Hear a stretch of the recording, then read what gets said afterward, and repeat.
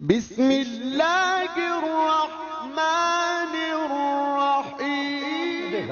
یہ ہے شیعہ، چاہے کسی بھی کلچر کا ہو، کسی بھی رنگ کا ہو، کسی بھی زبان کا ہو، اس کی نماز وہی ہے جو شریعت میں ہے۔ اس کی نماز میں بدلاؤ نہیں آ رہا، وہی نماز جو پاکستان میں شیعہ پڑھتا ہے وہی نماز وہاں پہ پڑھے گا۔ آپ دیکھیں گے عراقی شیعہ بھی ایسے ہی نماز پڑھیں گے، پاکستانی شیعہ بھی ایسے ہی، وہ روزے کا مسئلہ ہو، وہ حج کا مسئلہ ہو، وہ عمرے کا مسئلہ ہو، ہر جگہ پہ سیم طریقے سے ادا کیا جاتا ہے، کیونکہ شریعت میں رد و بدل نہیں ہے۔ لیکن آئیے اب کلچر میں آتے ہیں، عزاداری کا کلچر۔ جیسے پاکستانی شیعہ عزاداری کرتا ہے ویسے عراقی شیعہ نہیں کرتا، جیسے عراقی شیعہ عزاداری کرتا ہے ویسے ایرانی شیعہ نہیں کرتا۔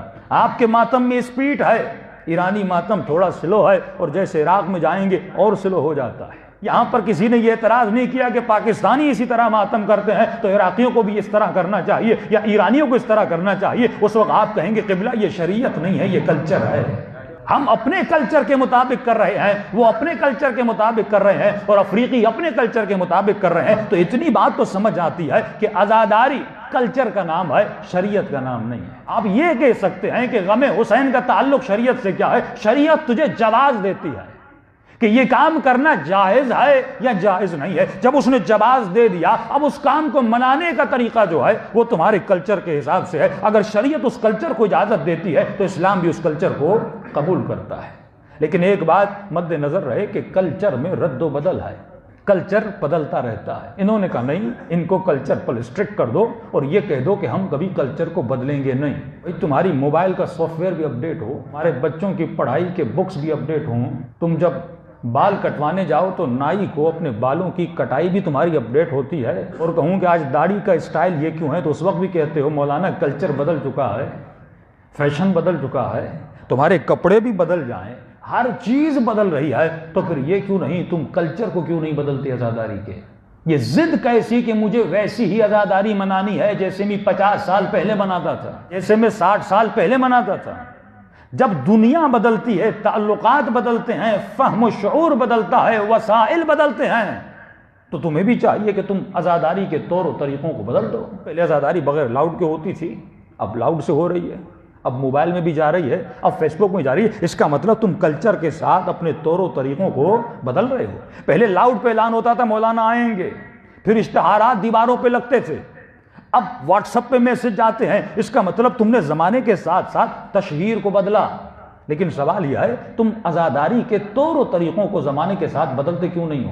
ایک ٹولہ ہے جو کہتا نہیں ہمیں یہی عزاداری، اور یہ بات یاد رکھیے، کبھی کبھی کوئی کلچر آپ کو فائدہ دیتا ہے، لیکن کبھی کبھی وہی روش آگے جا کے آپ کو نقصان بھی دے سکتی ہے، کیونکہ کلچر میں ثبات نہیں ہے۔ ایک معاشرے میں ایک کام فائدہ دیتا ہے، ایک معاشرے میں ایک کام نقصان دیتا ہے، لیکن کسی نے کلچر کو نہیں بدلا۔ لیکن امام حسین ایک فکر دے کر گئے، جو فکر سیار ہے، یعنی جو فکر ہر زمانے میں بدلتی ہوئی نظر آتی ہے۔ اگر تم نے بدلنا شروع کیا، اول انسان خود سے یہ سوال کرے کہ میں عزاداری کرتا کیوں ہوں، میں مجلس میں آیا کیوں ہوں، میں نماز پڑھتا کیوں ہوں، میں روزہ رکھتا کیوں ہوں۔ اگر صرف تقلیدی کام کرتا ہوا آگے بڑھتا گیا تو اس کی فکر بیدار نہیں ہوگی۔ لیکن جب یہ جوان سوچنا شروع کرے کہ بھائی میں ماتم کیوں کرتا ہوں، میں امام حسین پر گریہ کیوں کرتا ہوں، ایک تو اس کا تعلق جذبات سے ہے، کیونکہ محبت کا تقاضا ہے کہ کب جس سے محبت کرتے ہو اس کی تکلیف کو سنو تو تمہاری آنکھوں سے آنسو بہیں۔ لیکن اس سے آگے بڑھتے ہیں، مومن یہ سوچے میں زنجیر کیوں لگاتا ہوں، میں آگ کا ماتم کیوں کرتا ہوں، میں سینے پہ ماتم کیوں کرتا ہوں۔ یہ کوئی نہیں کہہ سکتا کہ آپ رونے کو بند کر دو، کیونکہ یہ فطری تقاضا ہے۔ بچہ پیدا ہوتا ہے تو روتا ہے، ماں کو تکلیف ہوتی ہے تو بیٹا روتا ہے، تم کبھی بھی اس کو روک نہیں سکتے۔ اب سوال یہ ہے کہ جب مجھے غم ہو، اور غم جب شدت اختیار کر جائے، اس کے اظہار کے طریقے الگ ہوتے ہیں۔ کوئی انسان شدت غم میں گھٹنوں پہ مارتا ہے، کوئی انسان شدت غم پہ سر پہ مارتا ہے، اظہار کے لیے کہ میں غم زدہ ہوں۔ اب یہ آپ شریعت سے نہیں ڈھونڈ سکتے، ہم ہر چیز شریعت سے ڈھونڈتے ہیں، ایسا نہیں۔ شریعت میں کلیات ہیں، جب کلی قضیہ تمہیں مل گیا کہ انسان فطری تقاضوں کا شریعت انکار نہیں کر سکتی۔ فطری تقاضا ہے کہ انسان کو شادی کی ضرورت ہے، مسیحیت نے فطری تقاضے کو بند کر دیا۔ ان کے مولانا حضرات جو ہیں وہ شادی نہیں کرتے، جو ان کے راہب ہیں وہ شادی ہم کہتے ہیں، کیونکہ یہ شریعت کا مسئلہ نہیں ہے، یہ فطرت کا مسئلہ ہے، اور خدا کبھی بھی فطرت کی مخالفت نہیں کرتا۔ لہٰذا جو فطرت سے مسئلہ ٹکرا جائے وہ مسئلہ شریعت سے ٹکرا جاتا ہے۔ لیکن آتے ہیں کلچر کی طرف۔ کلچر ہمیشہ بدلتا ہے، لیکن کچھ لوگوں نے کہا نہیں، ہم کلچر کو قطعاً نہیں بدلیں گے۔ مثال دیتا ہوا چلوں، کبھی آپ نے سوچا یہ آگ کا ماتم ہوتا کیوں تھا؟ یہ زنجیر زنی ہوتی کیوں تھی؟ کب سے شروع ہوئی؟ کبھی آپ نے غور کیا؟ ہم جلوس کیوں نکالتے ہیں؟ ہم علم کیوں نکالتے ہیں؟ جب تک انسان اس کیوں کا جواب نہ ڈھونڈے، یہی فکر ہے، اور پوری رات یہی سوچتا رہا میں یزید کا ساتھ کیوں دوں اور حسین کا ساتھ کیوں نہ دوں۔ جب اسے جواز ملا کہ حسین حق پر ہے، یزید باطل پر ہے، تب جا کے حسین کے لشکر میں گیا۔ جب تک ہم کیوں کا سوال، بھائی مومن سوچے نماز کیوں پڑھتا ہوں، اسلام میں مثلا داڑھی کا وجوب کیوں ہے، اسلام میں خمس واجب کیوں ہے، اسلام میں زکوٰۃ واجب، جب انسان سوچے گا تو اسے جواب ملے گا۔ انسان سوچے شیعہ جلوس کیوں نکالتے تھے، تو میں عرض کر چکا یہ سیرت تھی جناب زینب کی اور سیرت تھی امام رضا کی۔ جیسے محرم کا چاند نظر آتا تھا، امام رضا جوتیاں اتار دیتے تھے اور بازار میں آ جاتے تھے۔ ایک لباس غم تھا وہ پہنتے تھے، عرب میں مشہور تھا، جب کوئی غمگین ہوتا تھا تو غم کا لباس پہنتا تھا، وہ لباس غم پہنتے تھے اور بازار میں آتے تھے۔ لوگ پوچھتے تھے کہ فرزند رسول کیا آپ کے گھر میں کوئی قضیہ ہو گیا ہے، آپ اس حالت میں اور بکھری ہوئی حالت میں باہر کیوں آئے ہیں؟ تو کہتے تھے کربلا میں میرے دادا حسین کو شہید کر دیا گیا۔ تو تعجب کر کے پوچھتے تھے آپ غم ایسے منا رہے ہیں جیسے کل حسین کو شہید کر دیا گیا ہو۔ تو امام فرماتے ہیں اس غم منانے کی وجہ ہے اگر ہم اس طرح نہ منائیں، پبلسائز نہ کریں، تو تم کربلا کو بھی ایسے بھول جاؤ گے جیسے تم غدیر کو بھول گئے تھے۔ تو یہ طریقہ تھا پبلسائز کرنے کا، اور عرب کے معاشرے کے مطابق طریقہ تھا۔ وہاں پر اظہار غم کے لیے اگر جوتیاں اتاری جاتی ہیں تو امام اسی ثقافت میں جوتیاں اتار رہے ہیں۔ اگر کسی اور کنٹری میں مثلا اظہار غم یہ ہے کہ امامہ اتارا جائے یا ٹوپی اتاری جائے، اور انسان پوچھے کہ بھائی آپ بزرگ ہیں آپ نے ٹوپی کیوں اتاری ہے، تو وہاں اظہار غم کا طریقہ یہ ہے۔ ہر کنٹری کا اظہار طریقہ الگ۔ اب کوئی انسان نے کہ امام رضا نے کیونکہ وہ کام کیا تھا مجھے بھی وہی کام یہاں پر کرنا ہے۔ تمہیں یہ دیکھنا ہے کہ کلم الناس بقدر عقولہم، کہ لوگوں کی عقلیں کیا ہیں، تمہارا معاشرہ کیا ہے، تمہاری ثقافت کیا ہے، تمہارے معاشرے میں کون سا کام امپیکٹ کرتا ہے اور کون سا کام نقصان دیتا ہے، تمہیں وہی کام کرنا ہے تاکہ اثر پڑے۔ مقصد یہ نہیں کہ جلوس نکلے، مقصد یہ ہے کہ گھر گھر تک، بچے بچے تک حسین کی آواز پہنچے۔